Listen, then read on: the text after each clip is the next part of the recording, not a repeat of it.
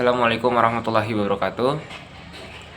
Kami dari kelompok 4, saya Muhammad Fadan. Kami akan mempresentasikan pertemuan 13, yaitu bermateri matriks BCG, matriks internal eksternal, matriks grand strategi, dan QSPM. Yang saya jelaskan yang pertama adalah tahapan analisis strategi. Menurut Fruites dan DKK, pada tahun 2020, analisis strategi bersaing itu dibagi menjadi 3, yaitu tahap input, tahap matching, dan tahap decision. Yang pertama itu tahap input. Tahap input ini tahap awal untuk mengidentifikasikan kondisi internal, eksternal, dan posisi kompetitif perusahaan sebagai dasar perumusan strategi. Faktor eksternalnya itu menganalisis kondisi ekonomi, sosial, budaya, demografi, lingkungan politik, hukum, teknologi, dan persaingan. Tujuannya itu untuk mengetahui peluang ancaman utama perusahaan. Dan faktor internalnya itu membandingkan perusahaan dengan pesaing utama. Tujuannya itu untuk menilai posisi bersaing serta keunggulan dan kelemahan relatifnya. Yang kedua itu adalah tahap matching atau pencocokan. Tahap ini merupakan proses untuk menghasilkan berbagai alternatif strategi dengan mencocokkan faktor eksternal atau peluang dan ancaman, serta faktor internal atau kekuatan dan kelemahan yang telah diidentifikasikan pada tahap input yang di awal tadi. Ada poin pertama itu ada matriks SWOT. Matriks ini digunakan untuk menyesuaikan matching antara faktor internal dan eksternal sehingga menghasilkan 4 jenis, yaitu kalau ada SO, WO, ST, dan WT. Kalau SO, strength ke opportunity, itu memanfaatkan kekuatan perusahaan untuk merebut peluang yang ada. Kalau WO, weakness ke opportunity, itu meminimalkan kelemahan dengan memanfaatkan peluang eksternal. Kalau ST, ke strength ke threat, itu menggunakan kekuatan untuk mengatasi atau menghindari ancaman. Kalau yang terakhir WT atau weakness ke threat,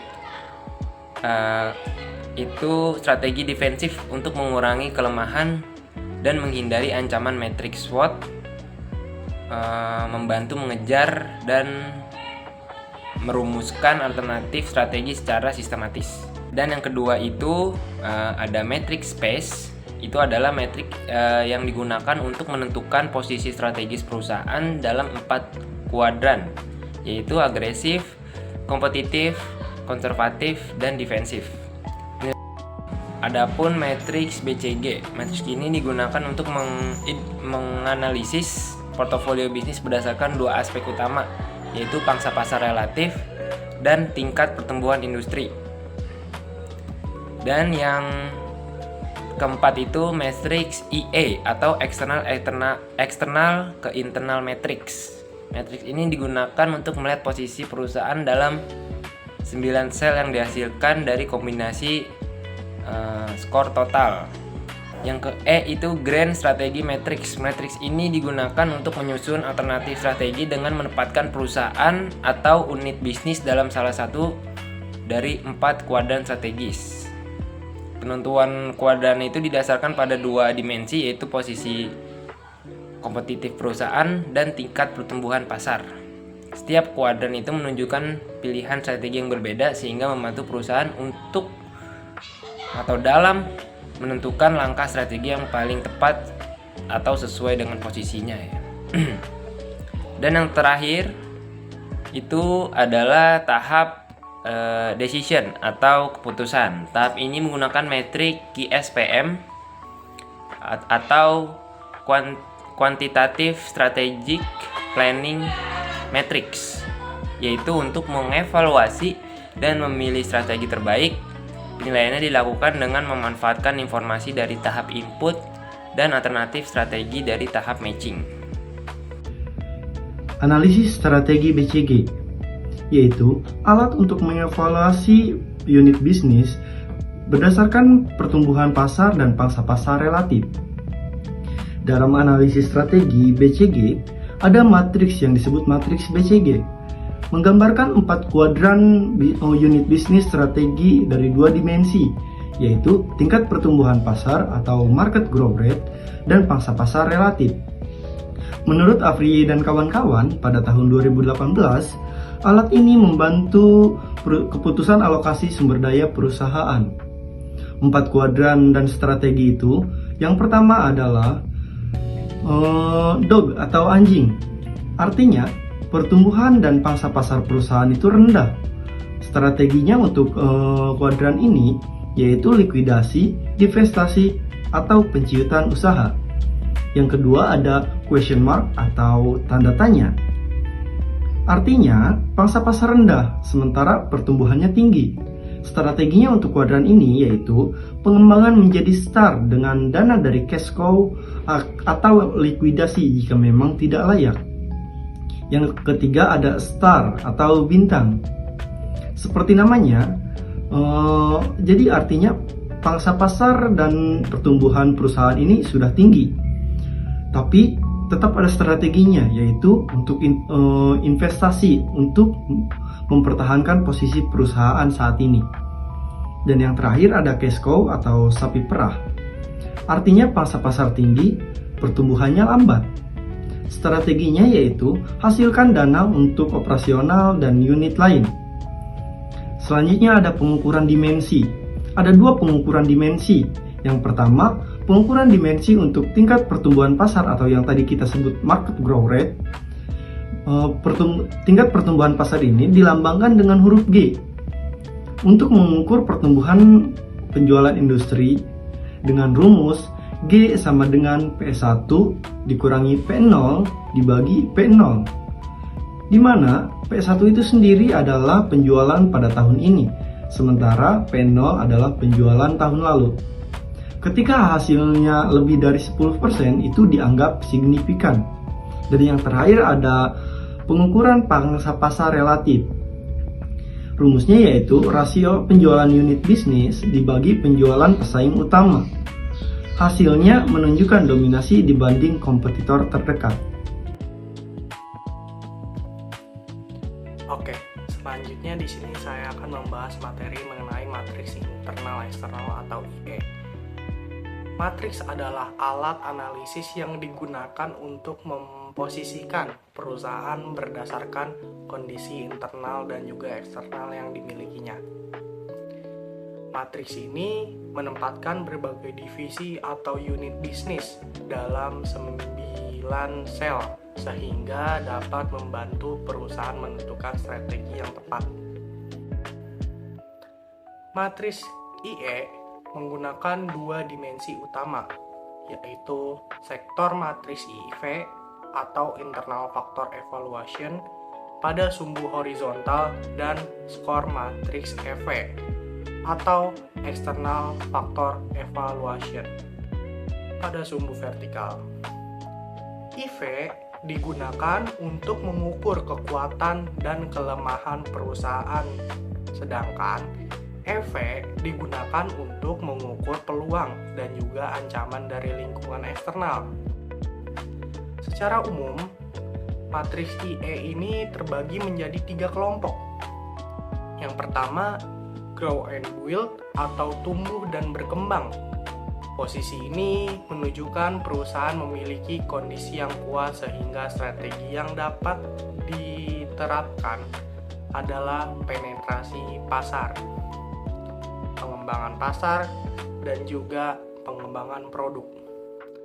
Dan yang kedua ada hold and maintenance atau mempertahankan. Pada posisi ini, perusahaan perlu menjaga kinerja yang sudah ada melalui peningkatan efisiensi dan juga mempertahankan pangsa pasarnya. Dan yang ketiga ada harvest and divest atau panen dan divestasi. Nah, posisi ini tuh menunjukkan kondisi perusahaan yang kurang menguntungkan sehingga perlu melakukan pengurangan investasi. Nah, divestasi atau bahkan juga penghentian usaha tertentu. Jadi, dapat disimpulkan bahwa matriks IE ini membantu perusahaan memahami posisinya berdasarkan faktor internal dan juga eksternal, sehingga dapat menentukan strategi yang paling sesuai untuk mencapai tujuan perusahaannya. Sekian pemaparan dari saya mengenai matriks internal eksternal. Terima kasih. Oke, saya Renata Fasya. Selanjutnya akan menjelaskan tentang pengertian dan ranah analisis grand strategi. Nah, apa sih itu grand strategi atau GS? Adalah analisis rencana strategi jangka panjang yang digunakan negara atau organisasi untuk menghadapi tantangan geopolitik sekaligus mencapai tujuan utama seperti keamanan nasional, pengaruh geopolitik, pengaruh pertumbuhan ekonomi, dan stabilitas regional. Nah, analisis GS ini melibatkan pemahaman mendalam terhadap lingkungan geopolitik, aktor kunci, dinamika hubungan internasional, konflik, dan tren global yang mempengaruhi posisi strategis organisasi. Lalu masih dalam materi analisis grand strategi. Materi selanjutnya itu identifikasi faktor-faktor internal, eksternal, dan resiko dalam grand strategi. Nah, organisasi perlu mengidentifikasi kekuatan dan kelemahan internal, serta menilai ancaman dan peluang dari lingkungan eksternal, termasuk resiko dari negara lain, kelompok teroris, atau konflik bersenjata, krisis ekonomi, dan masalah lingkungan. Di sisi lain, peluang seperti kemitraan baru, perjanjian perdagangan, dan pergeseran kekuatan global dapat dimanfaatkan untuk memperkuat posisi. Grand strategi juga harus mempertimbangkan risiko pelaksanaan strategi dan menyusun rencana mitigasi untuk mengurangi dampak negatif. Nah, ini adalah materi terakhir dari analisis grand strategi, yaitu tentang kuadran-kuadran dalam matriks grand strategi. Nah, kuadran-kuadran ini ada berapa sih dalam matriks grand strategi? Nah, ini tuh ada 4, yaitu kuadran 1. Kuadran 1 ini unit bisnis fokus pada pasar saat ini dengan menggunakan strategi yang tepat seperti penetrasi pasar, pengembangan pasar, dan pengembangan produk. Lalu yang kedua ini adalah pertumbuhan pasar cepat tetapi posisi kompetitif perlu dievaluasi. Strategi yang tepatnya biasa strategi intensif. Nah, lalu kuadran yang ketiga ini itu pertumbuhannya lambat dan produk kurang kompetitif. Jika diversifikasi gagal, opsi terakhirnya adalah diinvestasikan atau dilikuidasi. Nah, lalu yang terakhir ini adalah kuadran 4, posisi kuat di industri yang pertumbuhannya lambat. Strategi yang tepatnya itu biasanya diversifikasi terkait atau tidak terkait dengan bisnis utama termasuk kolaborasi usaha. Oke, selanjutnya di sini saya akan membahas mengenai Quantitative Strategic Planning Matrix atau yang disebut dengan QSPM, yang merupakan salah satu alat dalam manajemen strategi untuk memilih alternatif strategi terbaik bagi perusahaan. Dalam tahapan analisis strategi, setelah perusahaan melakukan analisis lingkungan internal dan juga eksternal, serta menghasilkan beberapa alternatif strategi melalui matriks seperti SWOT, PCG, IE, dan juga Grand Strategy Matrix. Langkah berikutnya adalah menentukan strategi yang terbaik atau yang paling layak diterapkan. Nah, untuk itulah digunakan QSPM tersebut itu. Apa sih QSPM atau Quantitative Strategic Planning Matrix? Jadi, QSPM itu adalah alat analisis strategi yang digunakan untuk mengevaluasi dan juga membandingkan berbagai alternatif strategi yang dimiliki oleh perusahaan. Nah, QSPM ini tuh membantu pengambilan keputusan dengan cara menghubungkan faktor-faktor internal dan juga eksternal perusahaan. Kemudian menilai tingkat daya tarik dari masing-masing strategi, sehingga perusahaan dapat memilih strategi yang terbaik dan yang paling tepat itu yang mana. Kemudian tujuan utama QSPM itu apa sih? Nah, tujuan QSPM yang pertama itu ada membandingkan beberapa alternatif strategi. Yang kedua, menentukan strategi yang paling menarik untuk diterapkan itu apa. Yang ketiga, membantu pengambilan keputusan secara lebih objektif. Dan yang keempat, mengintegrasikan hasil analisis internal dan eksternal perusahaan. Kemudian komponen utama QSPM.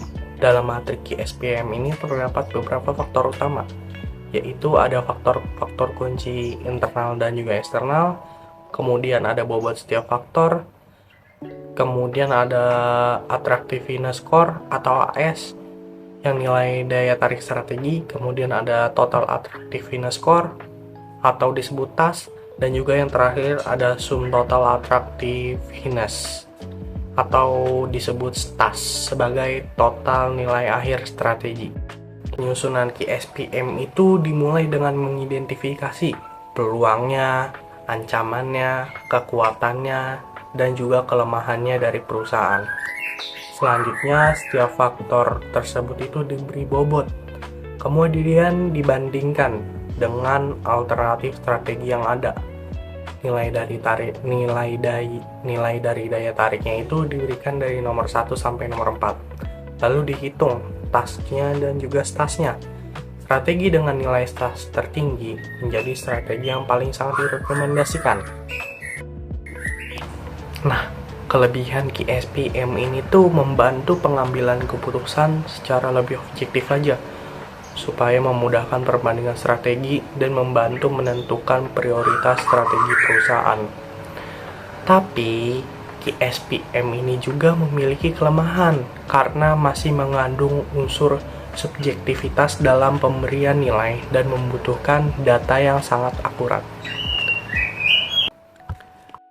Nah, sekarang dapat disimpulkan bahwa QSPM ini merupakan alat yang efektif untuk memilih strategi yang terbaik berdasarkan faktor internal dan juga faktor eksternal perusahaan secara sistematis dan juga terstruktur.